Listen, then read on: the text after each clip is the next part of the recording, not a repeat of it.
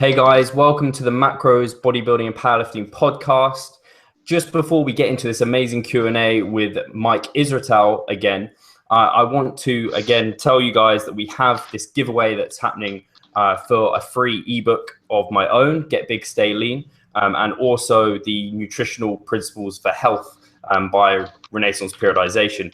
I'll also put links in below so you can learn more about those books, but we just want reviews on iTunes. That'd be fantastic. I don't want to spend too much time talking about that, but we do want more reviews so more people can see the show. And this really incentivizes us to keep going.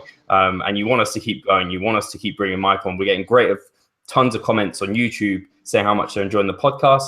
Chuck them over on iTunes. Give us a 4 or 5-star rating. It would be really appreciated. So without further ado, I will get straight into the podcast, and I'm going to make sure if we've got any newcomers here, I'll put in links for Mike and where you can find out more about Mike below, because we want to get straight into the Q&A and not waste too much time, because obviously we have Mike on a lot. But I want to make sure everyone knows exactly who Mike is, because he's a very smart guy and I think you can learn a lot from him. He may not say so, but we'll find out. You'll find out right now. So we'll get into the first question from Evan Godby even. Who actually quoted, "Dear legendary Super Saiyan, do you utilize diet breaks during fat loss phases? And if so, how do you prefer to structure them in regards to nutrition, cardio, and training?" So that's a great question from Evan. And hello, Evan. We're Facebook acquaintances.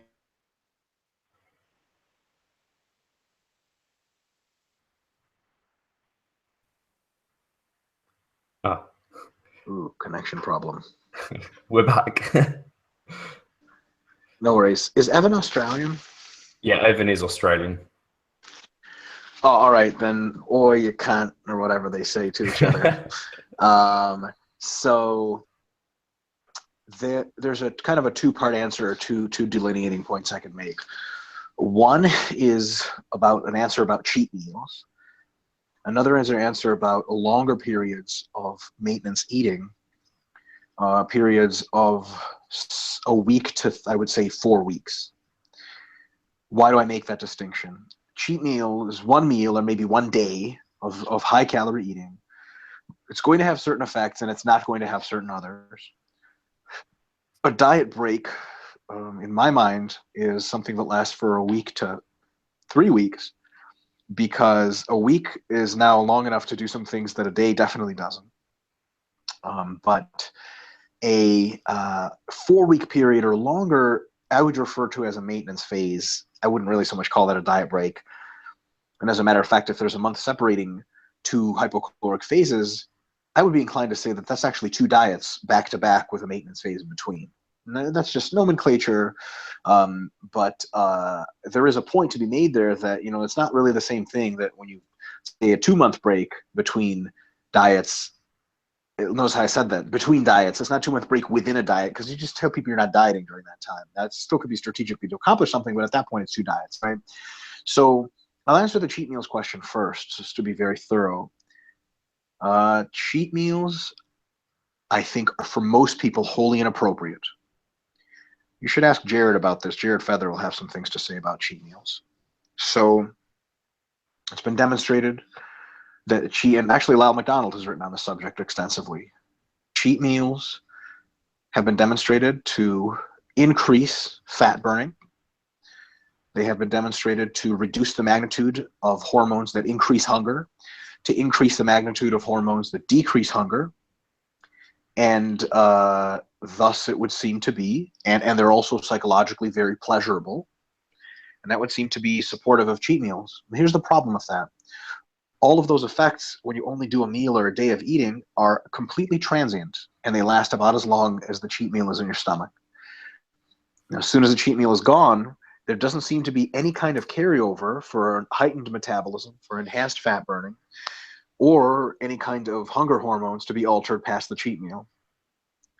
So that's on the positives. The positives of cheat meal are not that great. That's really all of them. You could say they break up the monotony of dieting, and that can be a positive, but I'll tell you how it can be a negative as well. I've made this analogy before. I want to make it here again. It's a pretty nasty analogy, but I think it still fits. When someone is psychologically tortured by central intelligence agencies around the world, they don't actually just beat you all the time. They don't actually deprive you of sleep and food all the time. Because when everything is bleak and dark, the individual tends to become quite hardened, and they're all very well trained if they get caught, if they're spies. They resist.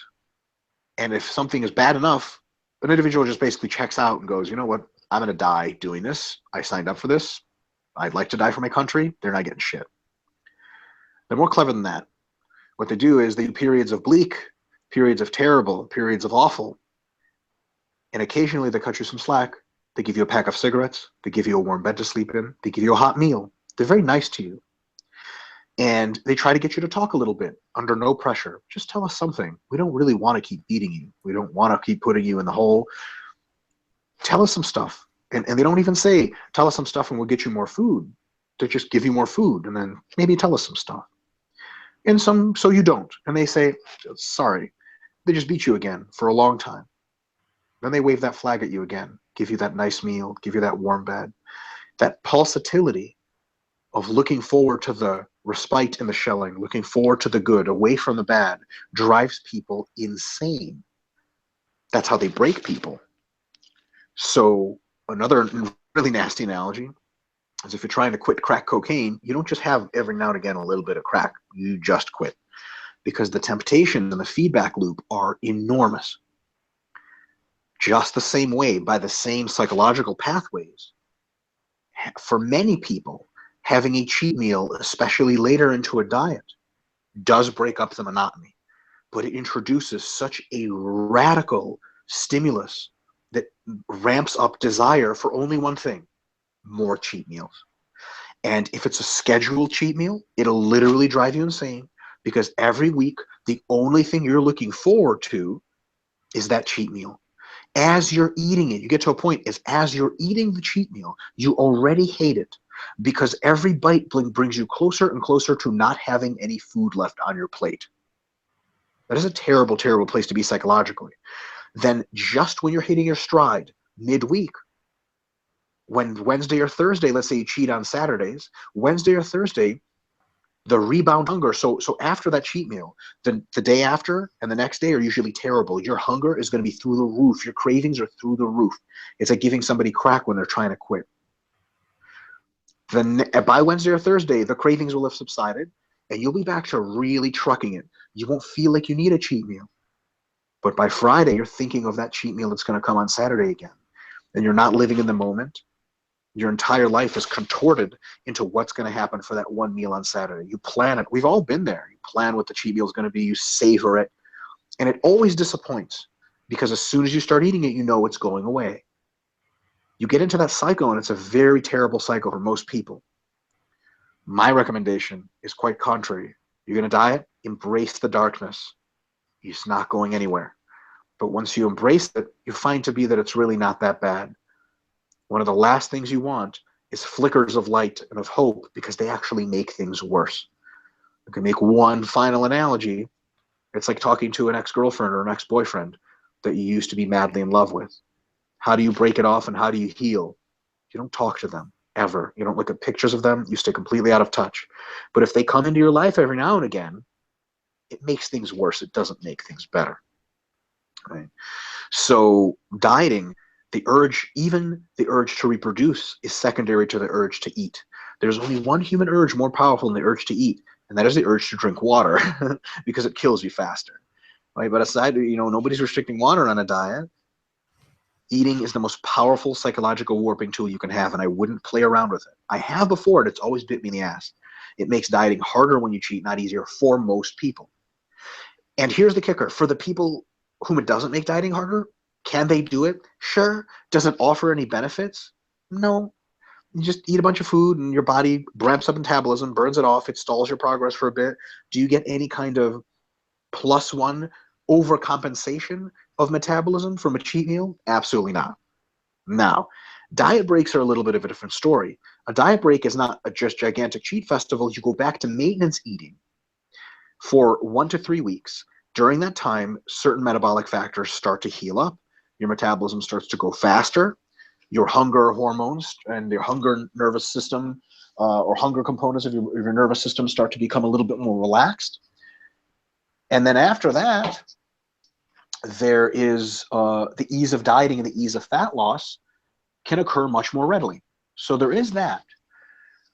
What I would say is, in my experience, if you're in the hole deep enough, 1 to 2 weeks doesn't cut it.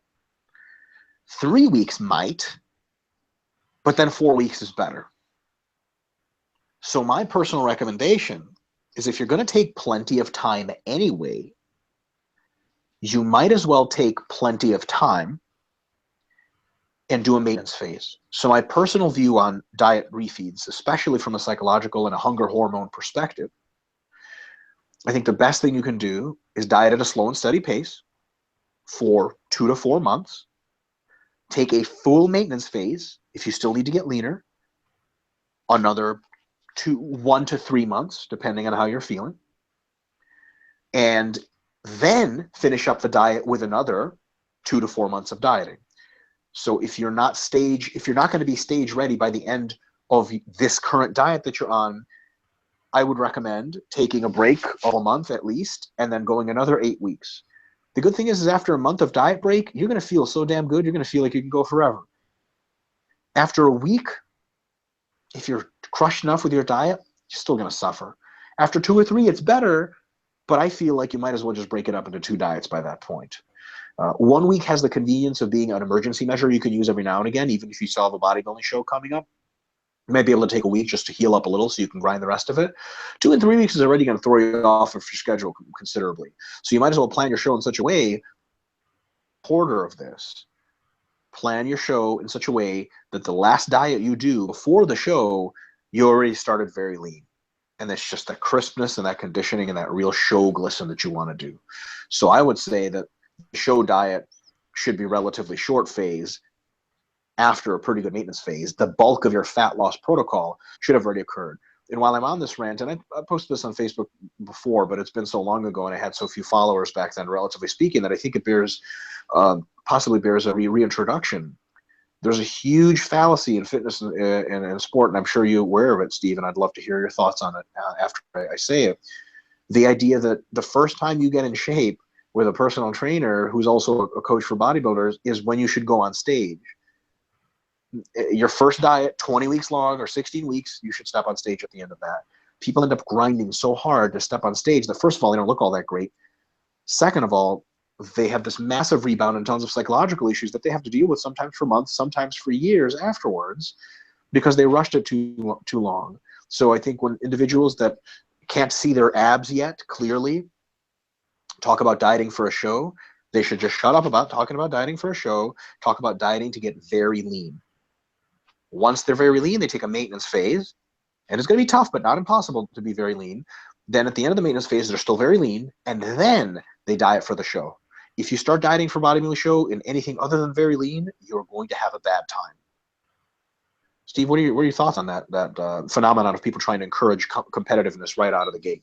Yeah, well, I think something I'm actually seeing that's related to that is actually people who are quite competitive already or have competed before, but they're not starting as lean as what you're stating here. They're kind of starting very kind of, well, like I kind of did for my first show. I had to lose 30 pounds, which I did straight, no maintenance phase, no even small diet breaks.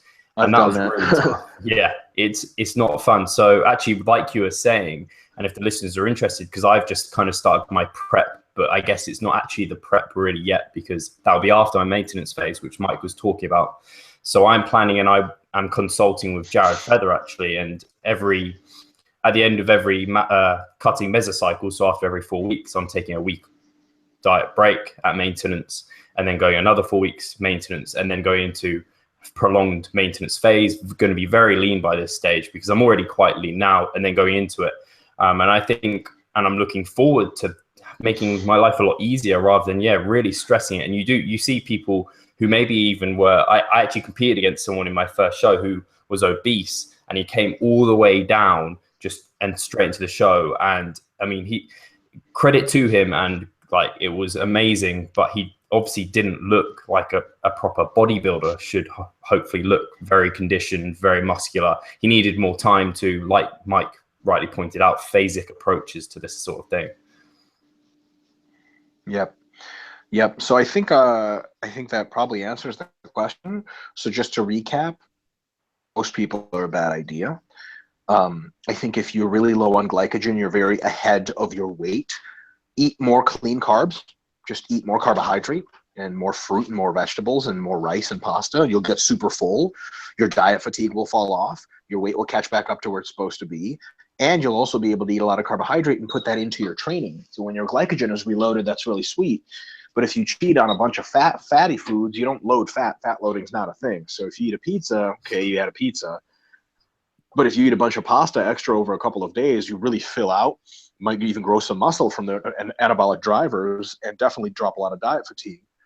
So I would say that's much better than cheat meals.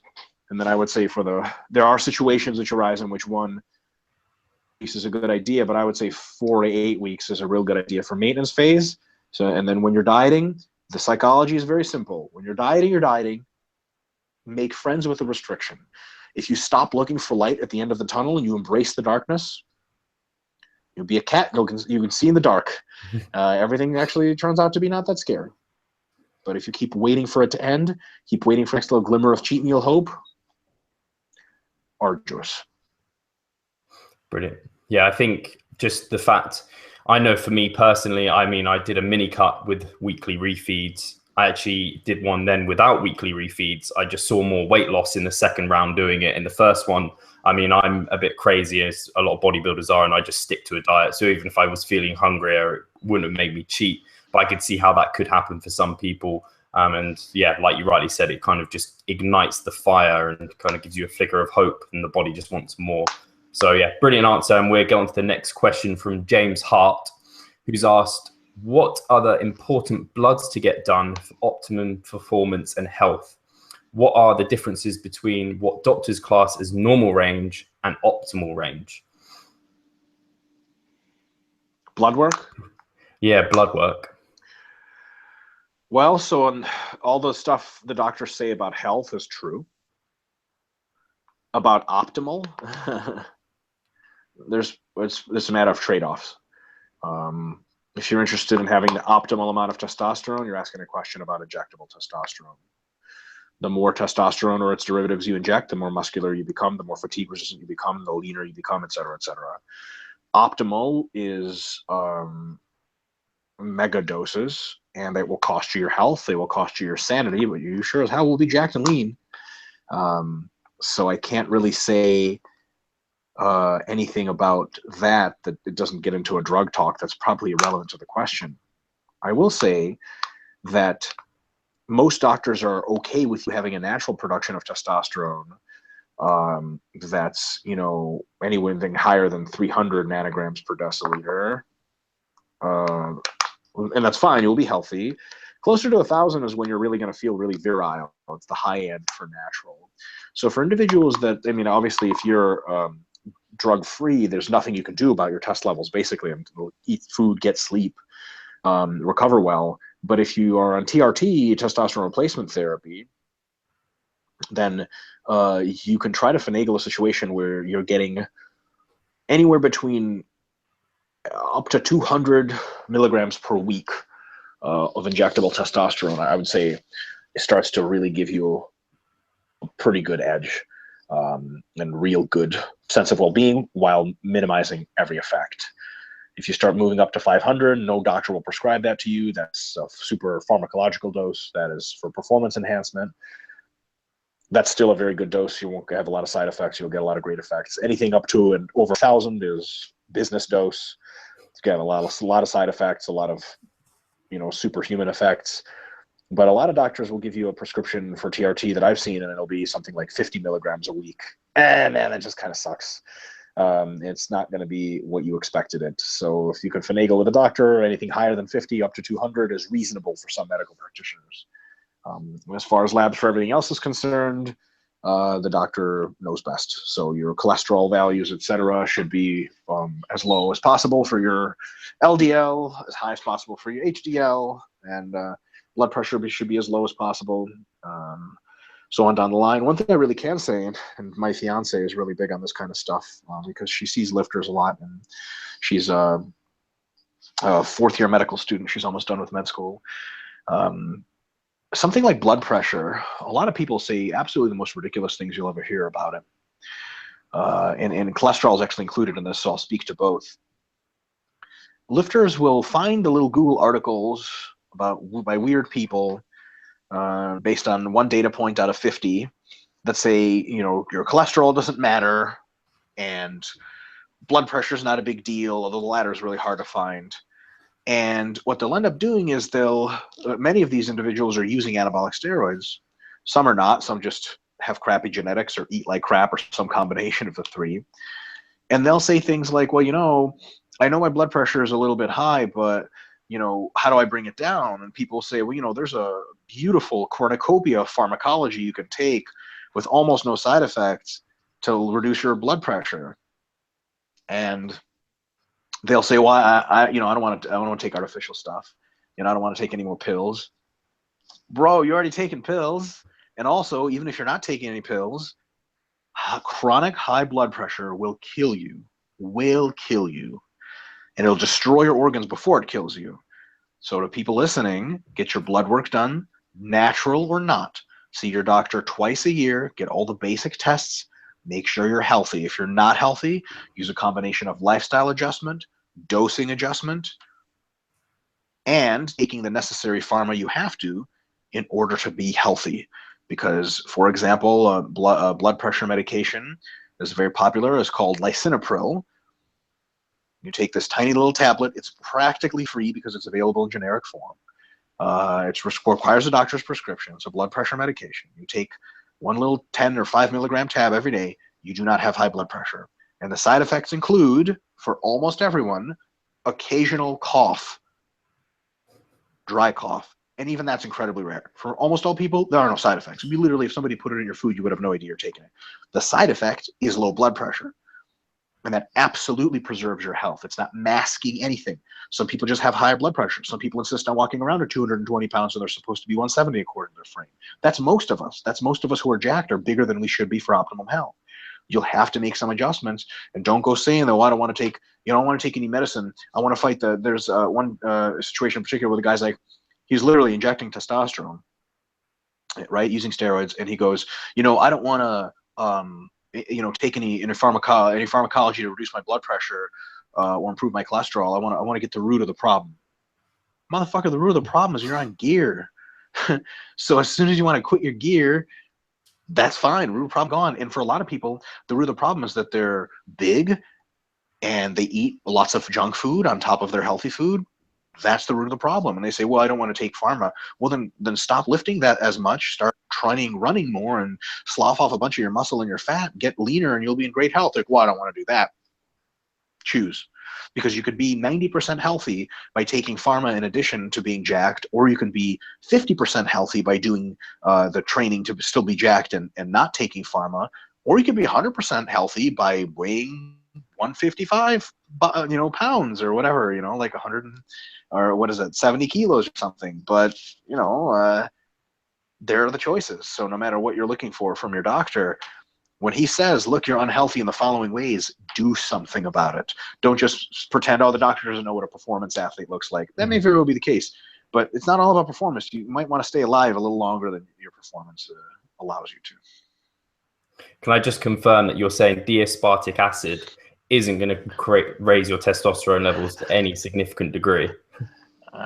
Yeah, I don't think I was the one that needed to confirm that, but yeah, people have been looking for the golden fleece of testosterone raising, and it seems that nothing really works outside of getting enough sleep, enough food, and making sure that you're doing your best to not introduce external stressors or too high levels of over MRV volume. That's a good way to drop your test, is to go over your MRV.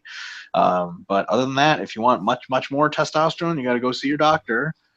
And if you live in a country in which anabolic steroids are legal for use, then you have to start using anabolic steroids. And with that comes 50 trillion negative effects you probably don't want. So it's not something you can take lightly. Cool. Right, we're going to the next question. I thought that was really interesting, and I think it's good that you said how doctors actually do know what they're talking about. I think sometimes people question, especially people in professions, and they kind of get a bit, because there's so much information online, but having to trust your doctor, I think, is a really good thing that some people need to hear sometimes. So I've got a question from Lars Desmet, who's essentially asked, what's the best way to train your traps, but has also included are explosive movements such as power shrugs, snap grip high pulls, clean variants. Are they good for optimizing hypertrophy of the traps? Yes, they are, but they come with a really high fatigue. I would say risk, fatigue, cost, and they come with a slightly higher injury risk than conventional bodybuilding movements. So while they're incredibly effective, I'm not entirely sure they're worth it, especially if you're training the rest of your body really hard, the rest of your body's really beat up. Now that it comes time to do all these cleans or whatever, you may be in a position where they might not injure you themselves, but they're interfering with other things. Deadlifts are really hard after you do high rep hang cleans or something like that. Your back work might suffer, et cetera, et cetera, et cetera. So I'm more of a fan of using more isolation movements for the traps in a program in which you're trying to develop everything else to be more of a bodybuilder. If you aren't super hardcore into growing all your muscles, if you don't really care about some of them, you just want big traps, yeah, the Olympic derivatives or the weightlifting derivatives are a pretty good idea to incorporate as long as you do them with good technique. But there are other functions, that work well. All sorts of various kinds of shrugs. Now, in shrugs, you got to go, super high and preferably back. So I do most of my shrugs bent over at about a 15-degree angle so that I hit the meat of the traps instead of just the levator scapulae muscles and, just end up training an internal muscle that doesn't really even appear to physiology, although that will thicken your back if you do that. Your traps are involved in scapular elevation, but they're involved a lot more in retraction. So doing an elevation retraction combination and pulling your traps so up and back this way and then back down and up and back this way is better than doing the chicken dance where you pull them forward with a barbell. I'm sure you've seen that at various commercial gyms. And with traps, I'll tell you what, their training frequency, the optimal training frequency is quite high. You can train them 3-4 times a week, potentially pretty hard. They heal really fast. They also get a lot of stuff from back work, so they tend to be pretty easy to hit. One exercise that I love for shoulder development in general, which is the traps as well, is upright rows. I don't love upright rows. I'm in love with upright rows. So I think they're phenomenal, and you got to row the bar as high as your shoulder health will allow. Some people that ends here. For me, it ends just about up here. And if you do upright rows, especially with full range of motion, you're going to find that your traps are just destroyed from that stuff. So those are kind of my basic recommendations. I think our traps article is already published on Renaissance, and if it's not, it's going to be. So if you go renaissanceperiodization.com, you look at our blog, there's a trap training tips article on how to train traps, and if it's not up there yet, it will be very soon. Once you get to that article, it's going to have all the sets and reps and stuff outlined for you. Brilliant. Yeah, if it is available, I'll link it below. If not, I'll link to the blog so people can get there as soon as possible if they watch this in the past. Awesome. We get to the next question from Abel, and he has asked, it's quite a long question. So he's been wondering, and he said he posted it on his wall. I wonder about the science of doing 20 to 50,000 push-ups a year. What does the accumulating volume accomplish? He said this might sound very silly, but if you do the math, it's 2 to 3 times the actual volume of doing heavy benching in the optimal rep range of 10 to 20 sets per week in the 6 to 15 rep range. And there is literature showing that doing 2 to 3 times the volume with very light load training that you would do for normal training lifting can accomplish the same results. So could you do bodyweight push-ups every day over the course of the year and accomplish the same benefits as heavy lifting by virtue of accumulating volume over time? No, because that literature is exclusively done in short-term studies. And it is my very sincere, educated opinion that if you extrapolated those studies to a year or more, the gains would significantly fall off. Probably the primary way in which high repetition training results in a lot of growth is through metabolite generation. And I think becomes your body's adaptation mechanisms to buffer metabolites increase rapidly in about a month of training for high reps. You actually just really, really suck at generating metabolites, and you just succumb to nervous system fatigue, if anything, before you get a whole lot of burn in there. And the hypertrophy mechanisms probably fall off as well. So can you get huge pecs doing push-ups? Is if you're for first year of training, yes. My first probably half year of serious weight training, I never bench pressed. All I did was push-ups, and I did a lot of them. My favorite was super wide grip push-ups, and I remember actually generating delayed onset muscle soreness in the chest doing super wide grip push-ups.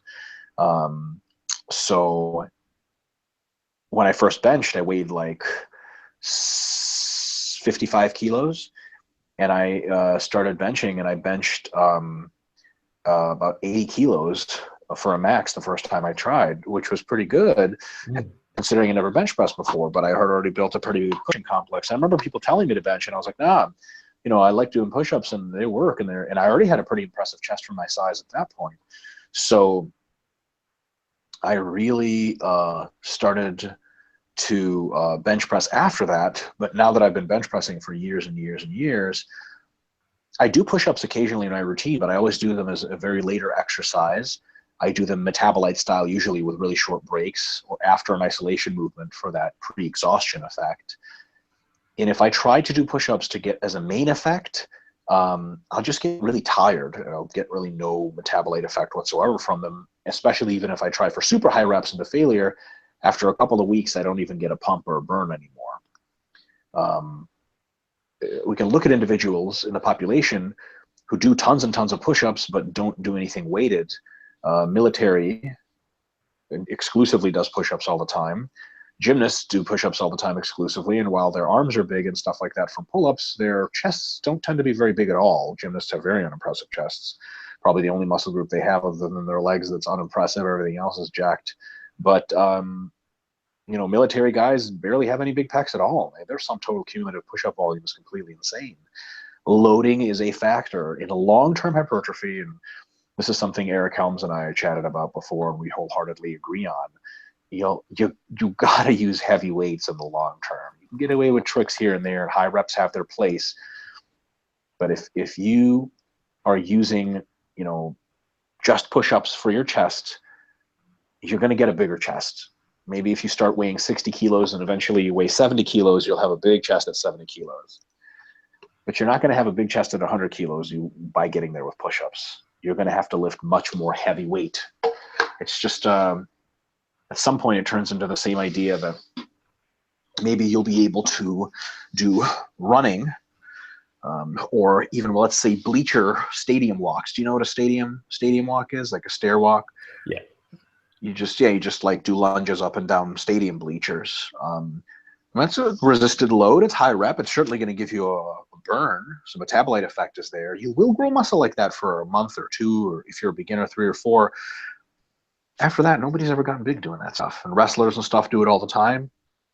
Their legs aren't very big because they know that, and everyone knows you got to go lift heavy weights to get big. So it's one of those situations that because the loading isn't there, the longer you do push-ups and the higher the reps get, and the worse the metabolite responses get, the more you're left with, okay, well, it's not heavy enough to grow through mechanical tension. It's no longer producing a whole lot of metabolites.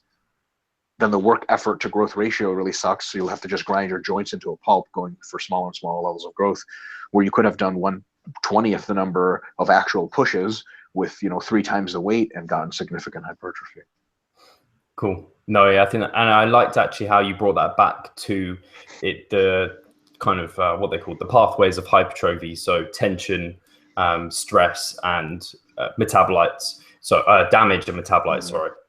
Mm-hmm. So yeah, I thought it was mainly an overload issue. For sure, at some point it's just not really damaging because it's not novel, and it's not overloading on tension because it's not heavy enough, and that contributes to lack of damage. And then the metabolite situation you get used to after a while, and that also costs you in the damage department, and it costs you in the metabolite department. So either way, whatever the mysterious ways to hypertrophy are found to be, heavy resistance, I don't think is ever going to take a second place to anything else. Mm-hmm. Brilliant. So we're going to the next question. I think that was really well answered from Irash Ensani, who has asked, is it less effective to train different muscle groups differently during a given mesocycle? For example, if one has small legs, do hypertrophy for legs during some of the mesocycles where you've already started doing some strength for the upper body. So he's talking about mesocycle 1 to 3, hypertrophy in all muscle groups, mesocycle 4, hypertrophy for lower body, strength for upper body, and then getting into strength just for everything in another mesocycle, then peaking.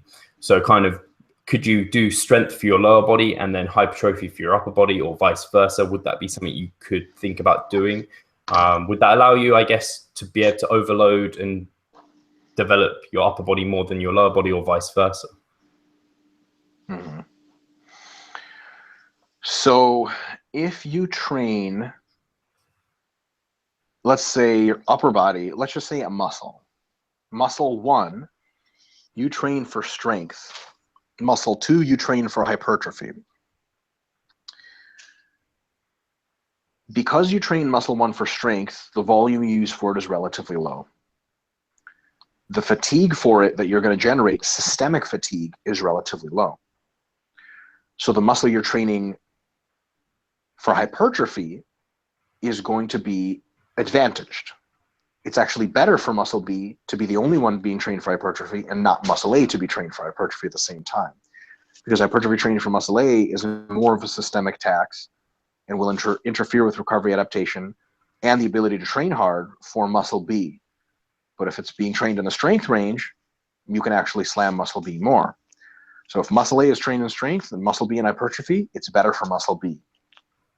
On the other hand, if you want muscle A to get really strong, does hypertrophying muscle B at the same time interfere? I think it does. Because hypertrophy training is higher volume, it's more disruptive homeostatically, and it causes more resources to be funneled into its own priority. So that if you are, for example, you just want to get stronger in your upper body, but you're training your legs for size, very consistently sore legs will take a recovery hit even while you try to train your upper body for strength. But the legs will love it because they get priority, the upper body won't. So you got to be careful when you're training for strength for one thing or hypertrophy for another thing. You're not going to get much stronger in that thing you're training for strength if you get much bigger in the thing you're training for hypertrophy. But if you back off on the hypertrophy and increase the strength volumes, well, you're not getting a whole lot of size now, but you're getting considerable hypertrophy, or sorry, considerable strength now for the muscles which you're using. So I would say that maybe a better approach is to put some muscles on the back burner for maintenance, where you do train them strength training fashion, but you understand that you're not going to get super duper crazy strong, just a little bit stronger, while you really hypertrophy the crap out of the other muscles. So you've got your systemic MRV, and you make room for it by taking the muscles that you're training for strength, or usually training for hypertrophy, you train them for strength. It's not as fatiguing. There's more room for the other muscles to expand to their own muscle-specific MRVs. So maybe you get too tired to do more than 16 sets of quads per week if you're training everything else to grow. But you take your upper body and you train it just for strength, you might be able to get away with 18 or 20 sets of quads for your MRV. And then that would be a benefit because you would actually get an enhanced growth response. But unfortunately, I don't think it works the other way around. You can't expect maximum strength gains when you're doing the best hypertrophy program you can for other parts of the body. Cool. Now, that's really interesting to hear, because if I can think, like the audience might be thinking, well, how would you apply this? I've actually got a competitor who's doing men's physique, and which you wear board shorts, so you don't show off your kind of quads, your hamstrings, your glutes at all. So for him, we've put his leg work at just minimum effective dose, so it's just being sustained, and he's putting everything upper body is on kind of the front burner. So something I could actually change within the programming is, at the moment he's in the hypertrophy rep ranges for his leg work, and I could actually change that to a higher intensity, bringing down the volume, and potentially that would actually help give more to the upper body. Absolutely. Brilliant. 100%. Yep. But it's not going to get very strong, which will suck. No. Cool. So we'll get on the next question, which is from Jacob. And he's asked, how long does it take the body to get used to / flush out retained water from an increase in sodium? Difficult one. Yeah, man, it depends a lot on genetics. If you have average genetics, if you're salt sensitive, never. You increase your sodium and you keep a certain fraction of that for good. And that's why your blood pressure goes up. And if you're salt sensitive, then you need to not eat that much salt, because then your blood pressure is going to be too high all the time. But generally speaking, from most manipulations, if your body's in a pretty good state, several days to a week, which is why it's funny when guys start to cut their salt half out or 2 weeks out before a bodybuilding show. It's kind of insane, because you're going to make all the adaptations and then your body's just going to hoard all the salt it can and make you a balloon animal on stage. So I think that a couple of days to a week is usually what salt alterations take. And if it's not happening for you in that short a time, make sure that you are checking to see your blood pressure and how that works, because it could be a risk. Cool. And actually, in a related note, and I've thought about asking this before, is there a general period of time when, say you go from cutting and you go into maintenance, is there a certain period, or even into massing, is there a certain period of time where that glycogen change, because you're having more carbohydrates, you're storing more glycogen, where that stabilizes? Because I guess if you're cutting then massing, the first week you're probably going to gain quite a significant amount just from water and glycogen. Does it last more than a week? I think about a week. Yeah, I'll put you this way. The first week is a wash. The first week of any diet is, you should track your body weight, but it's just going to do some funny, curious things, and you shouldn't really worry about what it does. The first week of my recent diet that I just started, I think, pardon me, I lost like 2.5 kilos. And I'm like, oh my God, I must be so hypocaloric. But then I kept eating and I regained back like 1.5 kilos just from renormalization. And then now it's, half a kilo every week kind of situation. But, that first week is really just a wash. And then on a mass phase, I think a lot of people get really scared after their cut is over. They'll start massing and they'll gain like 5 kilos in a couple of days. And they go, oh my God, this is it. Like, I'm just getting fat. And their abs will get blurry and everything. And then they'll just keep eating pretty well and have steady cheat meals every now and again, but mostly clean food and just at a surplus. And within about 1.5 weeks, sometimes 2 to 3 weeks, if you just did a bodybuilding show, you're going to get your abs back again. And you're like, oh my God, and your weight goes back down again. And you're like, oh, this is great. And then from there, you gain slowly. So one big piece of advice is, watch the scale in the first couple of weeks, but don't invest too much psychologically into it, because it could be telling you all kinds of stuff that's not really happening.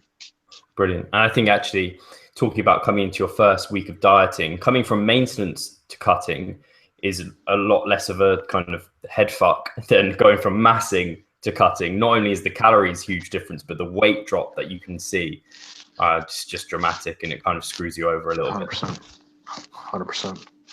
Cool. So we'll get on to the next question from Carl Spencer, who has asked, recently Mike mentioned that for general strength / training, a strongman-esque style of training would be best.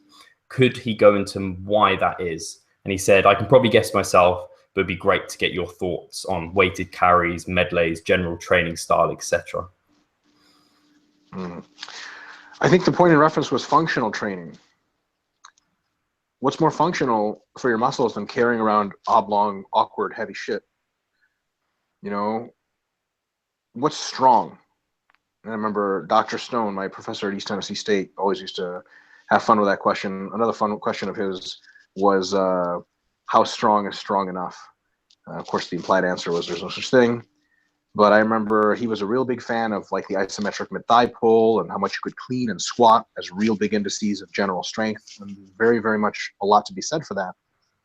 And I remember one time I was having lunch in the lab, taking a break from lab work and watching World's Strongest Man on the computer. And he came up behind me and took some of my lunch to eat. And he asked me, and I said, Doc, check this out.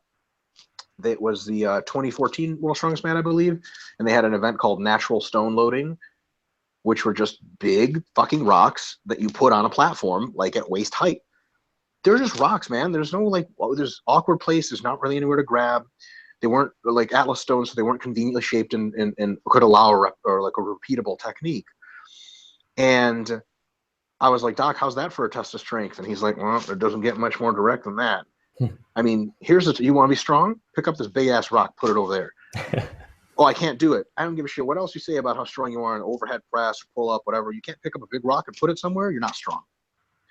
Strongman does even better than that. Not only is it the big rock, but it's a bunch of different stuff. Can you carry? Can you drag? Can you push? Can you pull? Can you throw? It's using the human body to show off how strong it is. Not in weightlifting, not in powerlifting, where it's very prescribed movements, which are actually the best way to build strength. But the best way to learn to show it off is to do strongman. If you are in training in strongman, what is going to happen to you in the real world that you're not used to? Nothing. Groceries aren't shit. If you try to do combat sport like Brazilian Jiu-Jitsu, human beings are much softer than rocks and metal pipes. They're actually easier to pick up because they're even less painful on your joints, right? You can manhandle anything, and I would hate to see one of the top strongmen start Brazilian Jiu-Jitsu because it would hurt a lot of feelings within about 6 months of training. If you cannot be armbarred because you're that strong in your bicep because you're used to holding 250 kilogram, barrels and running around with them, I mean, geez, it creates a lot of problems. So I think strongman, by its very definition of heavily lifting very awkward things from in an infinite number of angles, and every muscle group is tested, is the functional sport for strength. If you want a functional sport for all around, CrossFit. That's it. You look no further than CrossFit, because a CrossFitter is the most functional mover arounder that you can ever find. And after that, we got strongman, we got CrossFit, and after that, it really comes down to sport-specific training. So if you want to apply your strength in a particular way, then you have to see the demands of the sport. You have to design a plan that addresses those demands of the sport. And when you do that, then you have a sport-specific plan. But for general fitness, general strength, strongman. For general strength, strongman. And by the way, when I ask how strongmen train, they mostly train like powerlifters and bodybuilders in the sense that they do sets of 5 to 8 reps with compound heavy basics. And they also train the events, which are important, which is that link to real world strength.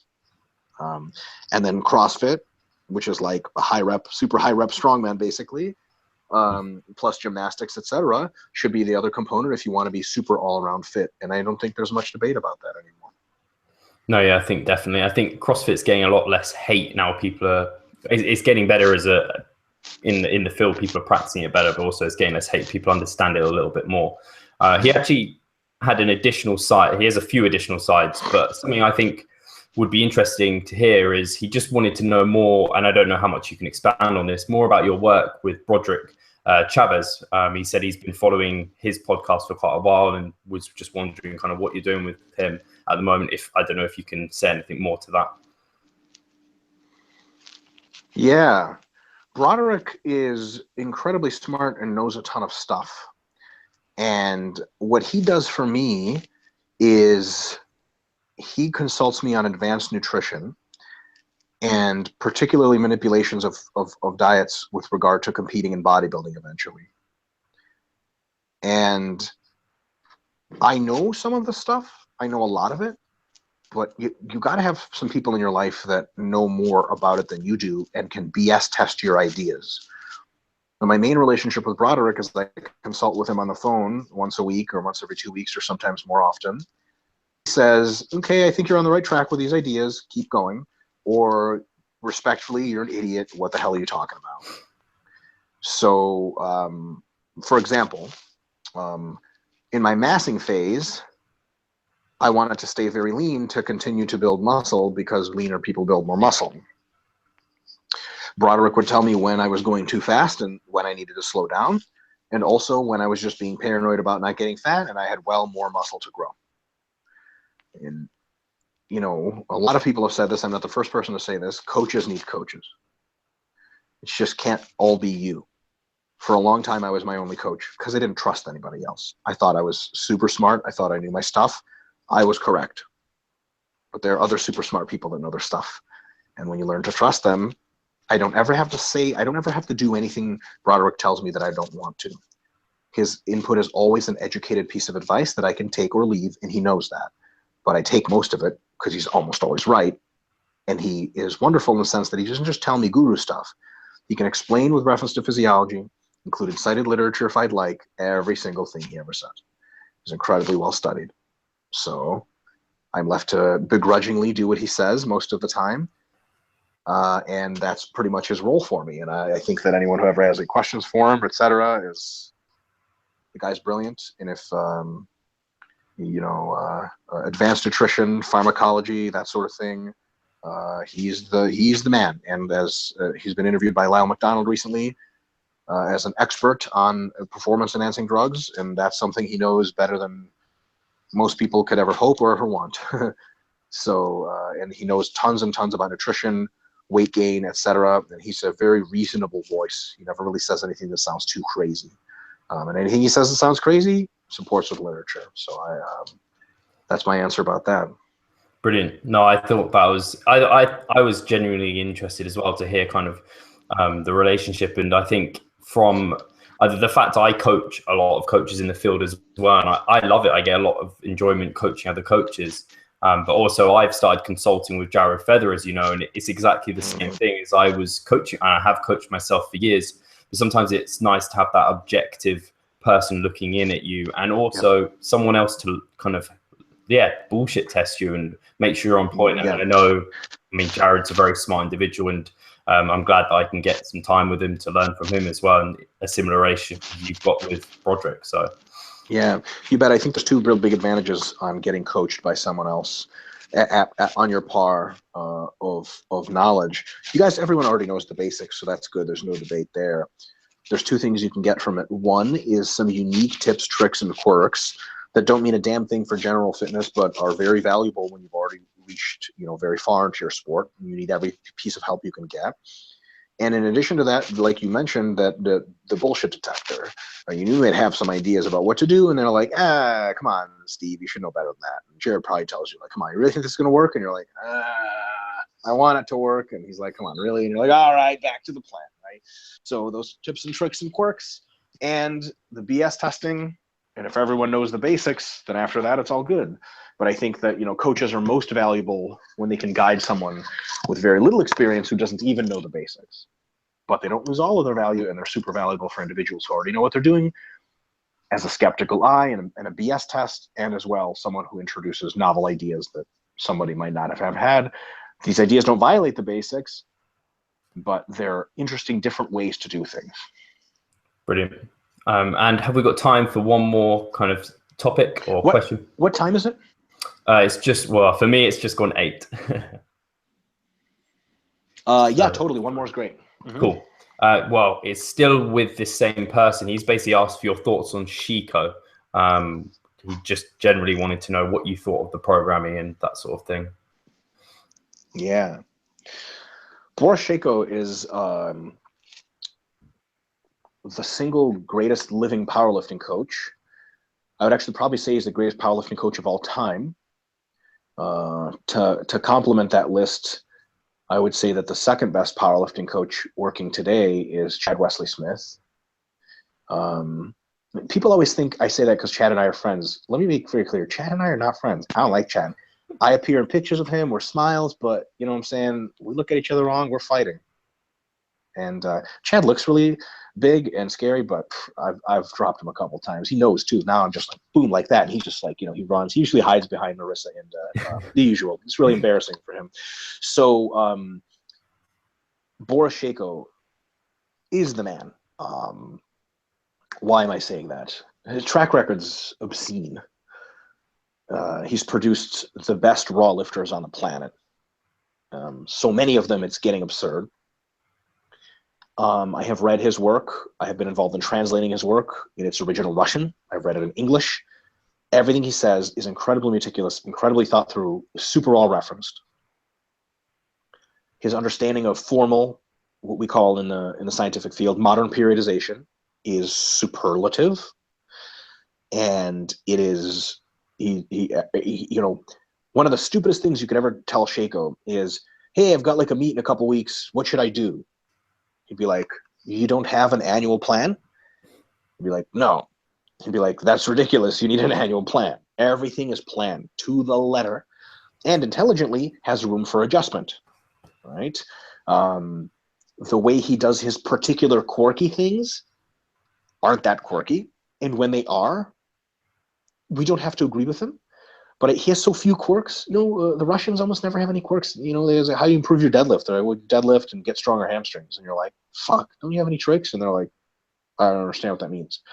So Sheiko is really, really down to earth. Amazing. It comes with my highest regard. One thing that I have to say is pay him or pay his associates, download, I think he has an app maybe, get the app or read his books and get your customized training either from him or his associates, or get it for, read his literature that he writes and design your own program. Do not do a Sheiko program off of the internet. All of his programming, he was asked before what he thinks about Sheiko programs. He goes, there's no such thing. These are all custom designed for particular individuals or particular classes of individual to which you might not fit. So a lot of the people who run Sheiko are like, oh man, it really fatigued the shit out of me. It was too frequent. It was too much. He designs Kirill Sarachev's bench programming. By the way, Kirill Sarachev, for those not in the know, is the greatest bench presser of all time, 739 pounds, I think. Something completely stupid. It's not worth counting anymore. Kirill benches heavy every week and a half. So where's this high frequency stuff I keep hearing about Sheiko? Well, that's for his lifters that are tiny, tiny little Russian girls that recover in a day and a half. Yeah, they can squat 7 times a week or whatever, but it's all customized. So don't make the mistake of just finding a Sheiko program online, doing one weird program you got from your friend that wasn't even tailored to you remotely, and do the actual programming, and I guarantee you will benefit.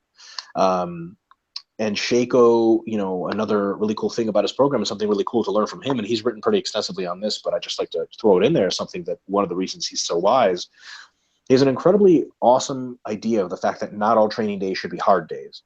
And Sheiko actually has a 3-tier system. I, in my own programming, mostly use a 2-tier system, but he has a 3-tier system of super overloading days, meat and potatoes, get the work done days, and very easy recovery days. And he sequentially alters them to reach your goals, because not all days can be overloading days, because your ability to recover always lags behind your ability to stimulate. So very, very advanced stuff. Chad Wesley Smith does something very similar. And actually, when you compare their programming side to side, it starts to be really difficult to see who wrote what. The only thing I would disagree with Sheiko on at face value is I think that higher repetition sets and just slightly more derivative work, less compound lifts, less competition lifts in the deep off season and the deep preparatory phase, I think have some value. But Sheiko's approach at it is conservative. Now, I'll tell you what, you're never going to go wrong with a conservative approach. So his guys are big, they're strong, they lift the most weight, and I can't argue with that. So my discrepancy with Sheiko, teeny tiny, comes super highly recommended. And mind you, I'm not just sucking the teat here. There are a lot of the powerlifting coaches that I wouldn't recommend. And I'll simply leave them out of this discussion. So it's not I don't think everyone's doing a great job. I think a lot of people are doing a pretty bad job, to be completely honest. Sheiko is not one of those people. He's absolutely one of the best. Awesome. No, I think that's fantastic. I actually really enjoyed hearing your thoughts about Sheiko, and actually really valuable for people to hear about the programming, because you hear people are following Sheiko programs, and yeah, it's just like any cookie cutter program. It's not going to be individualized to you. It's not going to be the best for you. So yeah, really, really valuable stuff. For a long time, when single ply powerlifting was big before the Raw Revolution in 2008, 2009, I remember between like 2006 and 2009, it was popular. Sheiko was the DUP, right? I'm doing Sheiko. I'm doing Sheiko. Are you doing Sheiko? What the hell is Sheiko? And I actually looked up some of the programs, and they look completely absurd. And then I read about what the rationale was, and I was like, oh, that makes sense in that context, but you people are using it all wrong. And they were like, I'm using Sheiko. It's like people now, DUP. Wait, I got one. Ready, watch this, ready? DUP, right? I DUP. I don't even lift anymore. I just DUP. They don't even call it lifting, right? So for a while, you remember that. It's kind of coming easy now. Yeah. It's a little slowing down. But at one point, if you weren't DUPing and IFYMing, you were some kind of totally ignorant person. Who do you even science, bruh? Like, I mean, it was obvious DUP and IFYM, and the same thing was true for Sheiko for a while. It was just something people said to fit in. There is no such thing as Sheiko. It's not even a method. It's just a careful technical analysis and an approach to problems with modern periodization. Remember the first time I read a lot of Sheiko's work, I was like, this shit is like obvious. This is awesome. This is all the principles put into practice. And I was like, where the fuck is the magic, right? And there was no magic. But you also look at DUP and then you talk to someone who actually researches it, like Mike Zordos, and he's like, yeah, I mean, it's just variation so that you don't get too fatigued, and we don't vary by rep ranges by 50 reps, you know, in 1 week. We vary by 2 or 3 here and there, and you still do the phases, you still deload, and you're like, that's just intelligent training. And he's like, yeah, totally. And you're like, well, what the hell is DUP, right? So it's one of those things where if you critically examine things, they make sense on their own merits without having really cool, fancy names behind them. So I would say stop with the Sheiko stuff. Intelligent training is always good, no matter who writes it. And Sheiko just has a record of writing a lot of awesome, awesome training. Mike, you realize the next thing's going to be, do you even MRV? Do you MRV? I fucking know, Steve. See, that keeps me, I have nightmares about that. It keeps me up at night. It's terrible. Yeah, MRV is starting to become a little bit of a catchphrase. But you know, and it's because it's a term I coined. You know, a lot of people don't know the term yet, which is no problem at all because it's a useful term, but it's not very popular. So I see people asking other people online, the coaches I know, like, what do you think about MRV? And they're like, I don't know what that is. And they're like, really? And they're like, try to like alpha male those coaches, like, what? Aren't you in the know? And I just want to be like, hey, you shut up. Like, you didn't know what MRV was 2 weeks ago. Like, you're not, you know, you're not fitting in. There's no club. There's no MRV club, right? It's a term that has, you know, an effective use, and if you're using it, great. But you know, people do that in all kinds of fields. You always try to have the edge. You always want to seem like you're doing the new cool thing. So, you know, my next program will be the Sheiko DUP MRV. But if you don't like parts of it, you can just replace them with IFYM because you can just trade away whatever you don't like. Oh dear. No, that's brilliant. Yeah, I think that's a good place to leave it. And I want to again thank everyone for your brilliant questions. We still have more to get to. I'll probably do another round for more questions. I really want to thank Mike again for just laying it down and giving some great content and value to everyone. So thank you, Mike, and thank you, everyone. Thanks, folks. Take care.